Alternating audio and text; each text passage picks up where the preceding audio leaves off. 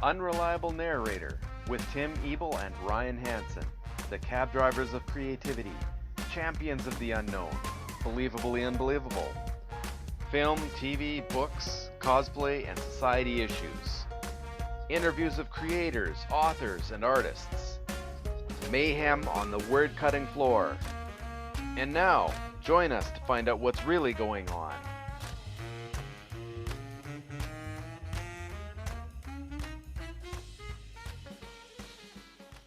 Okay, hi there. Hi. Welcome to the Unreliable Narrator podcast, which is in test mode at this point. Where we're going to talk about everything and anything, That's right. I guess. But first, what is an unreliable narrator?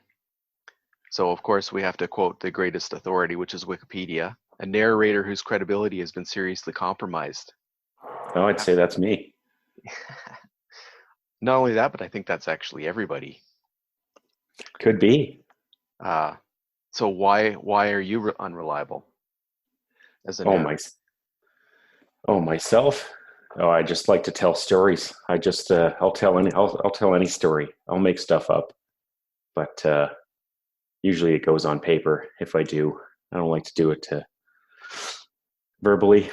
But on paper, you got to be a bit of a liar to write anything, don't you? I think so. But then let's look at this for a second. You say just on paper, but isn't everybody unreliable all the time? Maybe in so much, I guess, that they don't put everything out there. You can't put everything out there all at once. Well, not only that, but you don't actually know what reality is. So how could you possibly put what you don't know out there? Like we're all, it's very subjective. Everything's a supposition. That's right. It could be. Well, anyway, in my case, while just reading Wikipedia, it says that you could be possibly delusional, mentally ill, or you might realize, or the person listening might realize that the narrator has concealed or greatly misrepresented vital pieces of information. That describes everybody. Everyone. So we picked the right name. That's right. But we're going out of our way to be unreliable narrators. I guess we could be. Maybe we're doing it now. That's right. Fight Club is a good example of a unreliable narrator. Absolutely. Leftovers. Have you watched The Leftovers? I haven't. There's the one character in there, Nora. She's a great unreliable narrator. If you haven't seen that show and you're listening, I recommend you have a good look at it. Great unreliable narrator. Yeah. HBO. I don't know. Can you just hawk stuff here? That's not even ours. That's fairly unreliable. I suppose it's about everything and everything, right? Everything and anything. Yeah, I should actually. I know you mentioned The Leftovers before. I should watch that. I'll stick it on the big stack of things to watch. I got one of those too. What are you watching right now? Right now, I actually just was watching strangely enough, I've been down a bit of a conspiracy rabbit hole lately, and I was watching a show, I believe his name's Bob Lazar, and it's Area 51 and Flying Saucers. It's ridiculous, I know. But, good morning entertainment and slightly entertaining. Other than that, I mean, I've been to some movies lately. I just did the Tarantino Once Upon a Time in Hollywood, and I might have to go again. But it's been pretty quiet this summer as far as movie watching goes, or TV. Speaking of Area 51, have you heard about the They Can't Stop Us All Area 51 fun run there, where everybody's going to converge on Area 51? I don't know the date of that, but sounds ridiculous because the military will just massacre anybody that shows up. Oh, I don't know if they would do that. I don't know. It's hard to say. Maybe they would, and maybe they wouldn't. I just my biggest question with that is is everyone going to just do it? I mean, I don't think they will. No, I don't know. I'm not much of a social media savvy guy, but when I was, you'd see a whole bunch of things that people would put out there, and it was all kind of just like platitudes and stuff like that. So I don't know. It's a nice sentiment. It'd be fun to see everyone just kind of take the reins of reality into their own hands and just do something that they figured needed to be done and go in there and find out what the truth is. And if you had 200,000 or 300,000 people, I don't see any reason why they can't kill them all. I don't know. It'd be horrible publicity. I don't think their recruitment would go up much, but I don't know. I don't think anyone's going to show up. If you had 200,000 or 300,000 people, maybe you could accomplish something. But when is the last time a protest accomplished anything? I couldn't say. I'm not much on following up what happens after the protests, but well, let's just look at Occupy Wall Street, for instance. Same. We're in the same boat. Nothing really happened there, and lots of people showed up. There were a lot.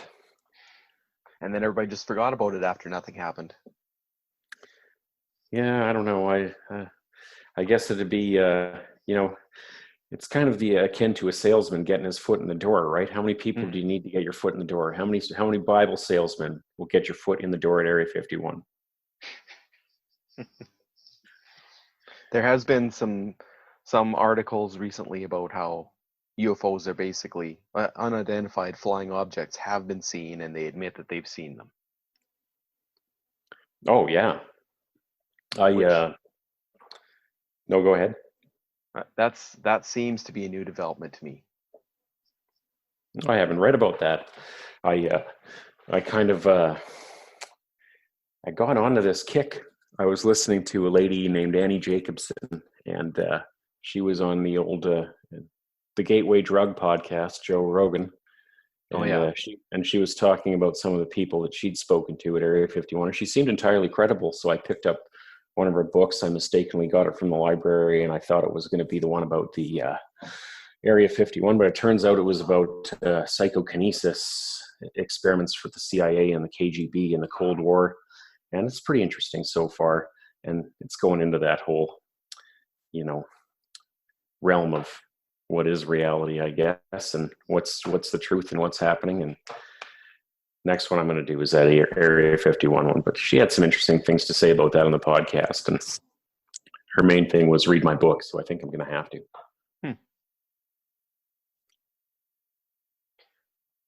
Well, I've been watching Animal Kingdom, which is a series on Netflix right now. I don't know if you've heard of that one. I've probably seen it in doing my Netflix couch surfing. And this one is uncharacteristic for me, but I watch this with my wife, so I have to pick things that aren't all about time travel and less science fiction when we're watching together. Yeah. And it's kind of a good one. We can watch 3 or 4 episodes in an evening, and I don't have to be totally into the show, but still can pick up all the main points. But it's about the Cody family and their heists and the robberies and mayhem that they're causing. It's about some brothers, and the mother is the ringleader, and they're pulling these big heists. And the show's over the top. I think it makes Breaking Bad look bad. So this isn't a nature show? No, it is not a nature show. All right. And who's in it? I couldn't tell you that. I'm always terrible at remembering the names of anybody, but nobody I've seen before. How many episodes? There's another good question. I guess maybe I could search that up right now. But we're working on season 3 right now, and there's quite a few episodes. Oh, it's been around a while. Yeah. Well, I might have to give that a shot on my list here. Movies? You do any movies lately? Movies. I haven't really watched much in the last little bit. Went to the last Spider-Man movie. Oh, I did see that also. So I thought it was pretty good. Yeah, not too bad. I didn't mind it at all. I like the hook with the bad guy there. I like that they kind of even made me think Mysterio was gonna be the good guy. I was, yeah, well, there was a pretty good chance that he was going to turn out to be exactly what he was. It doesn't say how many episodes, but they are on season 5. It started in 2016. As back to Animal Kingdom. Oh wow. So yes, it's not a new show, but it was recommended by one of Nicole's friends, so we started watching that. And 100% worth your time. Oh yeah, this is the story right now that keeps me awake in the middle of the night. Unbelievable. A story about a bunch of criminals. It's just not my normal stuff, but it's the relationships and the corners they paint themselves into being criminals. Now the Nuts. Spider-Man movie, so there's a big question at the end, and it is Mysterio actually dead or not? Oh, he is Mysterio, I Master guess of Illusions. I don't know. I wouldn't be surprised if you see him come back. we should do a big announcement at the beginning that there's going to be spoiler alerts for anything we talk about. Oh, you can. I don't know. Like when you do these podcasts, can you write up? I haven't really looked at posting them or anything like that. Can you just put that stuff in the write up before? You can put that in the write-up, and you can do a quick blurb at the beginning. Every one of the books I write has a big disclaimer. Uh-huh. Okay, so if you are listening at this point, we are going to spoil everything. That's right. I like spoilers. I love spoilers. And Well, I don't avoid them. And it, I yeah, well, I do avoid them for certain things. For instance, the last Avengers movie, I skipped watching any of the previews. oh, Or you were that like the disciplined. trailers, yes. I just went out of my way to not watch a single trailer until the last week. And then I accidentally watched one and it didn't wreck anything for me. But just that specific storyline. Yeah, that's kind of I've noticed that with trailers. I watch a lot of movie trailers, and like I said, I'm not shy of spoilers or anything like that. And I've noticed it lately. Maybe 2, 3, 4 years ago, the movie trailers would just ruin everything for you. You'd know where all the story was going, and you know what everything that was going to happen in the course of the movie. And now I found they've gotten to this weird place where either they lie to you outright, or they hide everything, or use footage that's not even the movie, which I think is amazing. No, that is Because amazing. yeah, yeah, you could still watch the trailer and just walk in the movie and go, "What the hell was that? I didn't see any of that in the trailer. It was great." But there has been a couple times where I'm watching a trailer and now I don't have to watch the movie anymore. Oh, for sure. Batman versus Superman. I saw the whole movie in the trailer. Hmm. Everything. There was a couple things that you had to guess at, but you knew it was going to happen. But I don't know. There's a pretty big wave. The new Star Wars trailer. I don't know anything about what that movie's about. There's nothing of substance in that trailer other than I know I'm going to be going to see it. Yeah, that one is interesting, especially since they hinted at some things, but we have no details at all of where they were going with it.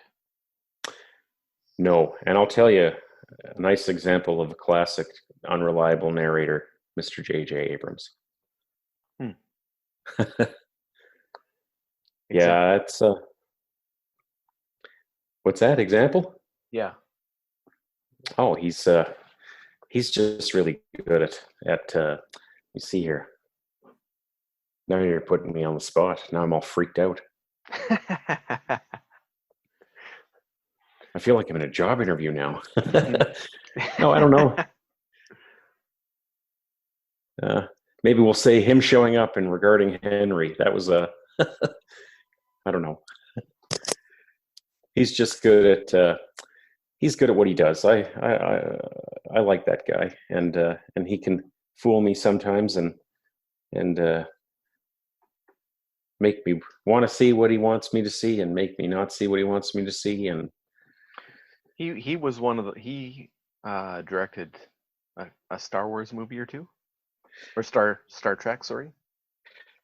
He did both the first two of the Star Of the Trek new movies set. from, Okay. yeah, the new set, and Lost. I mean, what's more Okay. unreliable Well, about not? Lost is so unreliable that we are still lost. Yeah, I think that's the point of the whole thing. Okay. Well, what about M. Night Shyamalan?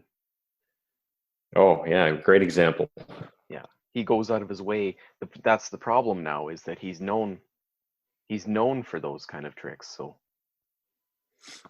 Yeah, he's kind of found. I haven't seen much of his more recent stuff. I know he's got kind of capped off a trilogy using Unbreakable as the anchor point, and I haven't seen those other two movies, Split and what was the last one? Jeez, just came out, Mr. Glass.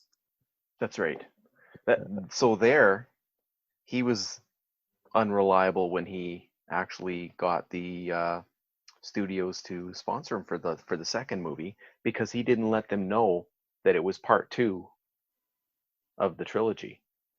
I just snuck it in. Yeah, he proposed the movie idea for Split, as I understand, as a standalone, and it works as a standalone. And the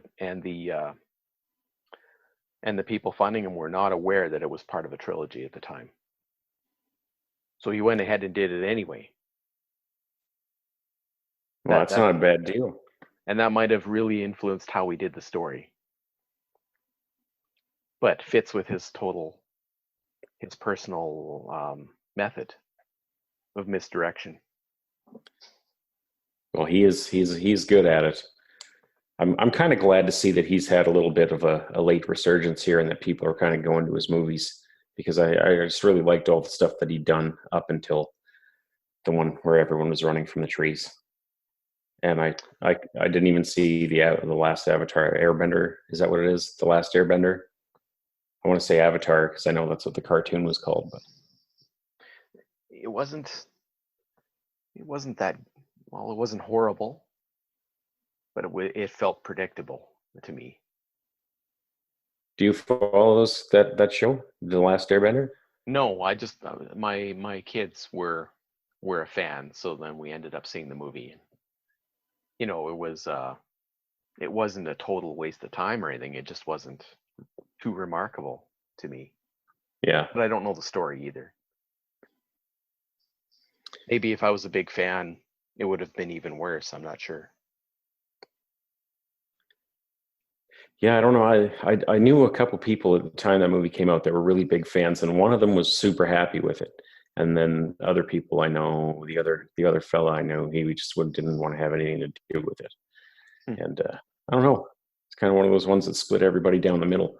One day I'm going to have to get around to watching everything. I haven't seen. Here I am talking up M. Night Shyamalan, and I haven't seen the last few things that he's done. The one where they go to Grandma and Grandpa's house. Which one was that? That one I didn't see. I don't. I think I watched a little bit of that. It looked pretty crazy. Nice That's twist. Someone spoiled that one for me, so I already I already knew what the twist was. But yeah, he's a good one. Welcome back to the scene, M. Night. Well, Glass was pretty good, but it didn't go where I thought it was going to go. And No? it does have a twist at the end. Oh, nice. And I really liked Split. Yeah, everyone seems to say that Split is probably one of his better works, and you can't go wrong with James McAvoy. That guy's amazing. Yeah, he does. He does a good job of several personalities, including the English lady, and the I think 6-year-old boy. Ah, I'm gonna have to give that 6-year-old boy and an English lady. If you can act those two things in one movie, you're gonna get Well, there's several other characters as well, but those two stick out. I mean, the Beast. That's a pretty straightforward character, but So you've just reminded me of another show that I just finished watching, where again there's a character with several different personalities that manifest himself, which is Doom Patrol. Hmm. I don't know if you've had a chance to give that a watch. I made it to the point where they get sucked into a hole in the middle of town, Yeah. and then they went to a small facility at some point or another in a South American town, and that was it. That's as far as I've watched. Oh well, if you like lunacy, absolute pure lunacy. I just finished watching the last episode, and let me tell you, I'm just kind of taken aback. It's so bizarre and so strange that I don't know, it might be my new favorite show. Really? Of Yeah. course, you haven't watched The Boys yet, have you? No, I spoke to someone who'd worked on the set of that movie, and they described it, or show, I guess it is, and they described kind of what the whole spiel was, and seeing some of the footage from it, I don't know. I'm familiar with the writer. I believe it's Garth Ennis. He does some comics, and it's based on a comic. I haven't been reading much for comics lately, but yeah, that sounds like an amazing show. I think I'm gonna have to put that one on as soon as I can. Don't spoil anything. Well, if you don't like bloodshed, don't watch that one. No, as long as it's fake, I'm good. Oh yeah. Well, what can get more fake than dicing people up with your laser beam eyes? Oh, I'm in. You just sold me. I bought that ticket right now. And that show goes where you don't typically go with a superhero show. Well, you have to use the word hero in quotation marks maybe, but very interesting.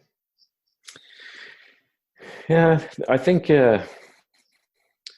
there's an untapped potential these days, especially with taking the whole superhero thing and just kind of tipping it on its head, and and showing kind of like the corruptibility that we're all subject to.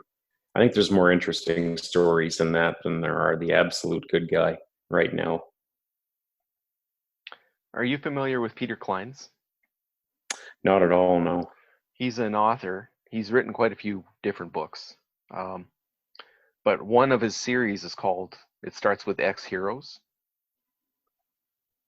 Yeah. And this takes place in the future after the zombie apocalypse. All right. It's an amazing set of books as well. And it shows the dark side of heroes as well. Because all the heroes are still around, all the villains are still around, and it's a zombie apocalypse, so they can do whatever they want. So they do.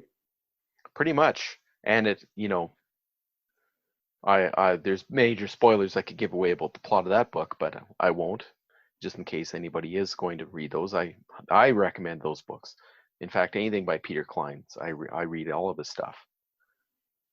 Um, but yeah, it's just interesting take on the zombie apocalypse because the heroes are busy trying to save whatever people are left, and of course, being a zombies attacking the city, etc. They're constantly at in a different place than they would be normally in a story. That sounds pretty. Who wrote this? Peter Klein's. Okay, now I'm taking notes.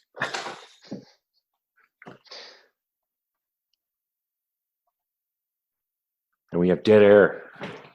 There we go. Well, I write notes. That's terrible for any sort of talk show. Yeah. They Well, say you're not supposed to have dead air, but I just did it to write my notes because that sounded really cool. sometimes you got to have a little bit of dead air. He also wrote The Fold, which was a very interesting book as well. That's more of a science type thriller, science fiction thriller. Are you reading much in the way of sci-fi right now? I go in big spurts where I'll read for 2 weeks straight. I'll read 5 books of science fiction, and then I go back to something else. I seem to get on a genre and then run with it for a little while. And I read pretty fast, so But right now I'm reading Lifelong Writing Habit by Chris Fox. Oh, the good stuff. That's right. Learning good habits. That's right. And his particular habit, I'm working on it. It's hard to write every day. He includes editing your own writing as part of writing, but his goal is, personally, he tries to write 5,000 words a day minimum. Ooh. That sounds like a lot, but if you use the way he does it, you could pull it off. When he first started writing, he had a bus ride every day, so he would write while on his commute, and his commute was an hour long. And then at his job, he would write in between customers. He was working at a financial institution handling issues, and if he had 5 minutes, he'd write then. So he's going out of his way to write, in the downtime. Most of us don't do that. Most of us, play Candy Crush or Facebook or whatever, and he's writing. Man.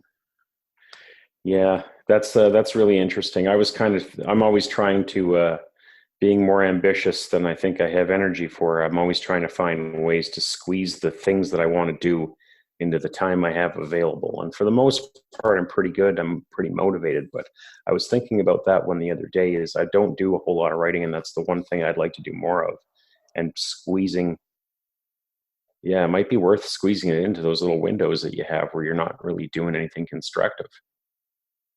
I got to try that. And of course, the other thing he does is he, like many of us, I guess I'm a self-help author as well. So almost all of us are saying the same thing: get up earlier and do your special for you things before you do anything else.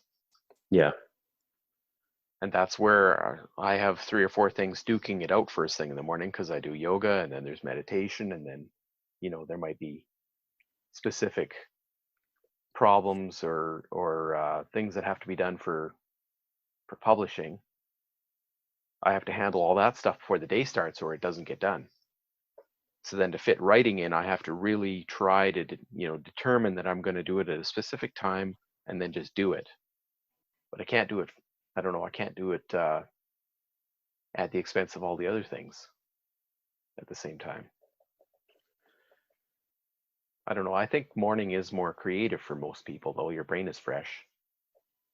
Yeah, you just had your rest. You're thinking about what's going to go for the rest of the day. So you're already in a mode where you're looking forward instead of behind. And I don't know, I could see how you could have a lot of creative time first thing in the morning.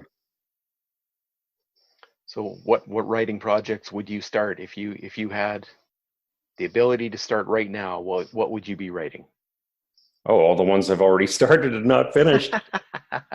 Okay, which one would you finish if you were going to finish one thing right now? Right now I've got a screenplay that I'm working on. That's kind of I guess it would be along the lines of say something like Hostel or Boxing Helena. I don't know if anyone remembers that movie, but kind of something along the same lines of that. And then once that's done, I was going to move on to. I figured I'd give a really really good try at writing a novel. And I think the best way of doing that for me, I really like, after reading the World War Z, that oral history type of book where you get a whole bunch of kind of short stories from different character perspectives, and it would be all kind of set in a superhero kind of genre. What we were just talking about, actually, the exploration of that, the downsides of having extraordinary powers, I guess it would be, and how people would react to them mostly. Those are the 2 projects that I have on the go right now. I've started writing them, but then you put things down for a while, and I've got piles of notes sitting around that I've jotted down in different notebooks, and very disorganized. So I don't know. Sometimes I just think about how to organize all these things, and other times I don't think that's a good idea. Maybe I should just sit down and put it all in one spot and just start writing. But there's all kinds of processes out there. It's interesting to hear about that, guys. And how did you, being a guy that I know who's successfully written 2 books, how did you do it? How did you make the time? Well, I kind of outline things, and then once I've got an outline, even if it's rough and I know it kind of sucks maybe, I just start anyway. And then I just say, okay, I'm going to write 2,000 words a day, and I use Scrivener. So Scrivener has a countdown thing on it, right? Where well, not a countdown, but it shows you a little window at the bottom how many words you've got and how many you're supposed to be getting in that particular chunk that you've planned for yourself. Mm-hmm. So if I set that for 2,000, and then maybe it takes me 2 hours or 1 hour, or however long it takes that day, because with the nonfiction, I keep hitting points where I need to look something up, or I need to look at my notes or whatever. So I have to stop writing and then go maybe online or go into my notes and look to make sure I'm writing the right thing. That'll slow you down quite a bit sometimes. I Yeah, that think would be tough. with the fiction, you might not have to slow down as often if you write down story beats or a good outline ahead of time. You kind of know where you're headed, and then you can just ramble on and you can push. Like Stephen King, for instance, he'll just, I can't remember his word count per day, but he's very consistent, and he does the same thing. He just says, "This is how many words I'm going to do," and he just shows up and he does that many words, even if it's total garbage. Yeah, I think that's the hard part for me, is that you have to. I think the key to doing it is, one, you, like we say, the consistency. I used to share this quote from, I gave this quote from Neil Gaiman to my wife one time, and or maybe she'd come across it or something like that. She kind of scoffed at it, but he's like, simply all you got to do is just keep writing, one word after the next, after the next, after the next. And it sounds like an easy thing to do, but it's actually, it's the truth. It's not that hard, I guess. You just have to sit down and put it out. Now, the biggest thing that I always hit is when you're right in the middle of something, and I don't know if you've ever written yourself into a corner or into kind of a weird spot or whatever, and you have to throw out just a lob a big garbage ball right in the middle of it in order to just keep your brain going, or you'll just stop. And that's sometimes that's the hardest part, I find, is when you have to lob that garbage bomb into the middle of something that you're emotionally invested in. But that's the thing, though, because writing is rewriting. Yeah. So you have to go back 2 or 3 times through it anyway. And at that point, you can totally eliminate that, right? Yeah, that's the hard part. It's just turning off the editor. Yeah, you have to turn off the auto edit. That's the hard part too. Is your brain does the same thing that little red line does when you misspell a word in whatever program you're using, and you wind up going back and figuring it all out. And I think you have to ignore that red line and just push on. Geez, I'm really inspired now. I might have to go write something as soon as it's done. Well, I'm going to be doing a launch of a book next week, Hiking Survival Guide for Day Hikers and Solo Hikers. And I pounded through that pretty fast, and then I set it aside for a month. And then I went back and I did that editing, and there was some garbage in there. And there were some spots I had to expand. And even every time I think about it, I think, I should add this, or I should change that.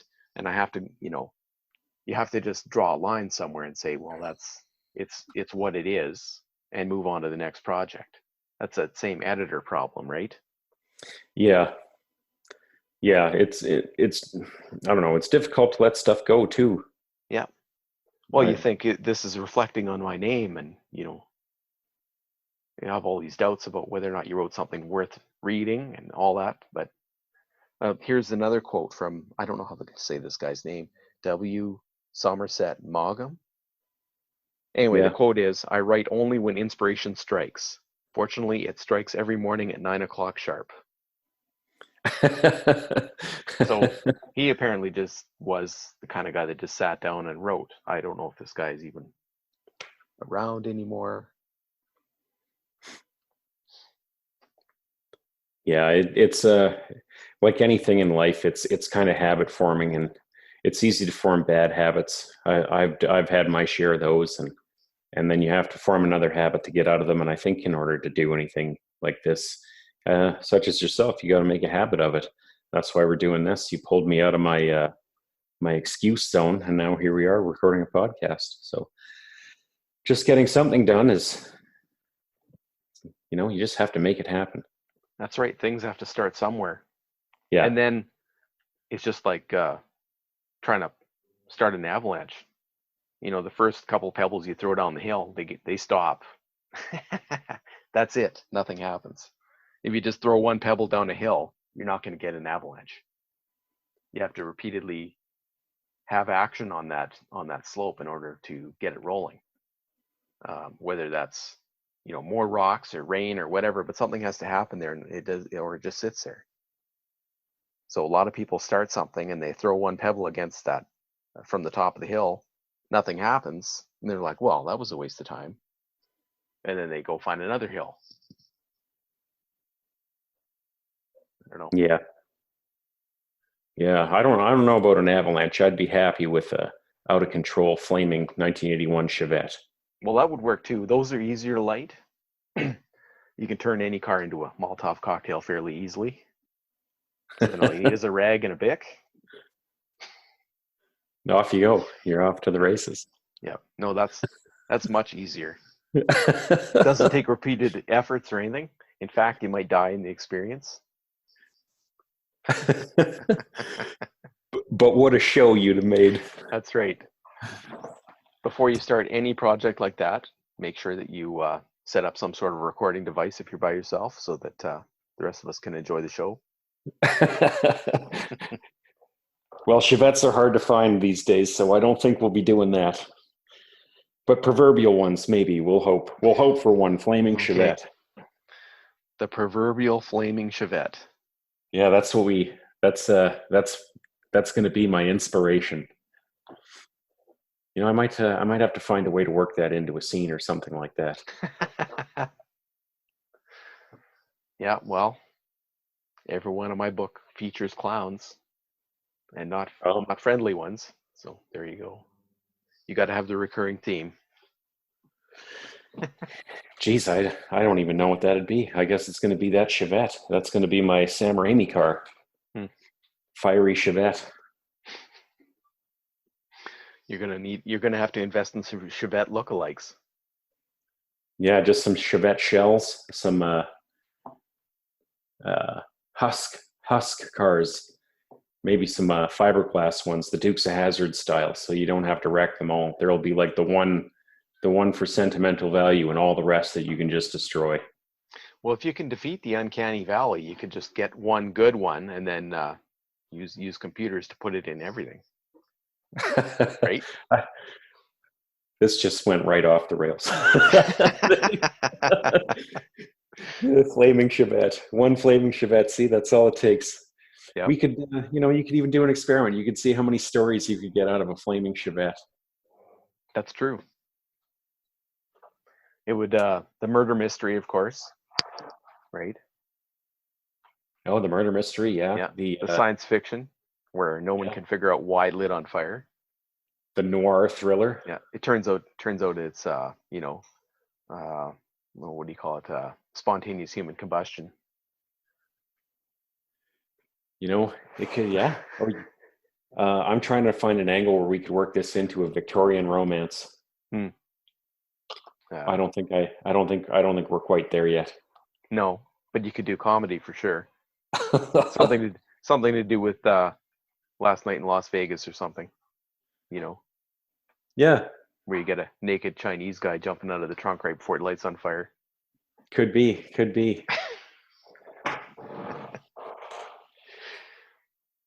Or a gorilla. A gorilla.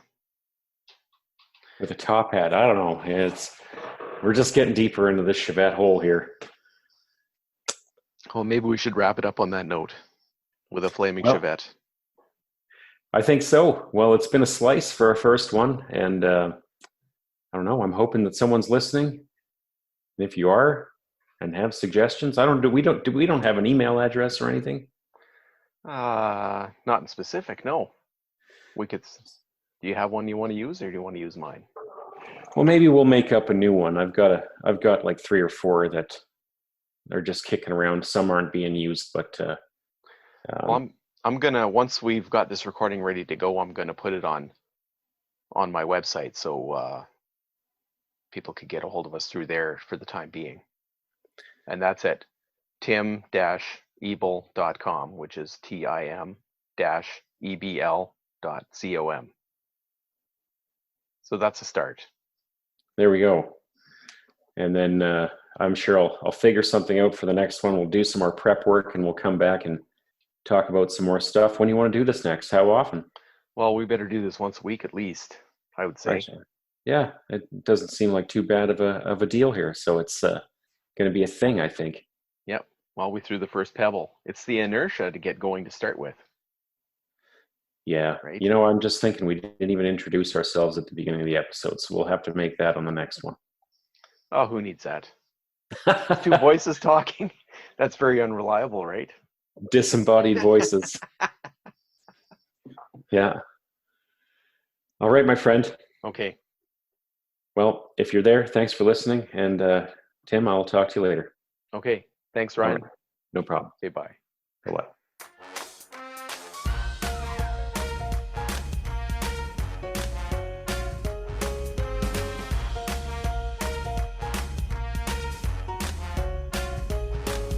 This has been Unreliable Narrator with Ryan Hanson and Tim Ebl.